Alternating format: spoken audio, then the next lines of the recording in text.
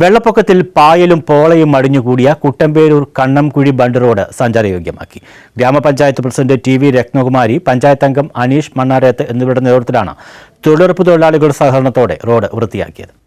മാന്നാർ ഗ്രാമപഞ്ചായത്ത് 13, 14 വാർഡുകളെ ബന്ധിപ്പിക്കുന്ന കുട്ടമ്പേരൂർ കണ്ണംകുഴി ബണ്ട് റോഡിലാണ് കഴിഞ്ഞ ദിവസം വെള്ളപ്പൊക്കത്തിൽ വലിയ രീതിയിൽ പായലും പോളകളും അടിഞ്ഞുകൂടിയത്.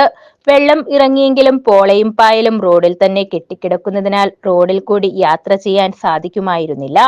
ഇതേ തുടർന്ന് ഗ്രാമപഞ്ചായത്ത് പ്രസിഡന്റ് ടി.വി. രത്നകുമാരി, പഞ്ചായത്ത് അംഗം അനീഷ് മണ്ണാരേത്ത് തുടങ്ങിയവരുടെ നേതൃത്വത്തിൽ തൊഴിലുറപ്പ് തൊഴിലാളികളുടെ സഹകരണത്തോടെ റോഡിൽ അടിഞ്ഞുകൂടിയ പോളയും പായലും വൃത്തിയാക്കി റോഡ് സഞ്ചാരയോഗ്യമാക്കി.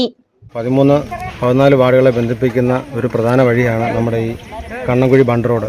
കാലങ്ങളായി ഇതിലും നിലം പറ്റി കിടക്കുന്ന ഒരു അവസ്ഥയിലായിരുന്നു. കഴിഞ്ഞ 2021 ബ്ലോക്ക് പഞ്ചായത്തിൻ്റെ ഫണ്ടിൻ്റെ സഹായത്തോടുകൂടി ഇത് നമ്മൾ കുറച്ച് ഉയർത്തി ഈ സൈഡിൽ പിച്ചിങ് കെട്ടി സംരക്ഷിക്കുകയുണ്ടായി. എന്നാൽ കാലങ്ങളായി ഉണ്ടാകുന്ന ഈ ഒരു മഴയുടെ അടിസ്ഥാനത്തിൽ വെള്ളം പൊങ്ങി ഈ പോളകളും മറ്റ് മാലിന്യങ്ങളും നിറഞ്ഞ് ഈ റോഡിൽ സഞ്ചാരയോഗ്യം അല്ലാത്ത ഒരവസ്ഥയിലാക്കി മാറിയിരിക്കുകയാണ്. അപ്പം നമ്മൾ മിക്ക മാസം അടുപ്പിച്ചെല്ലാം മഴയാണ്. കഴിഞ്ഞ ജൂൺ മാസം നമ്മൾ JCB ഉപയോഗിച്ച് ഇവിടെ റോഡ് സൈഡ് വൃത്തിയാക്കുകയുണ്ടായി.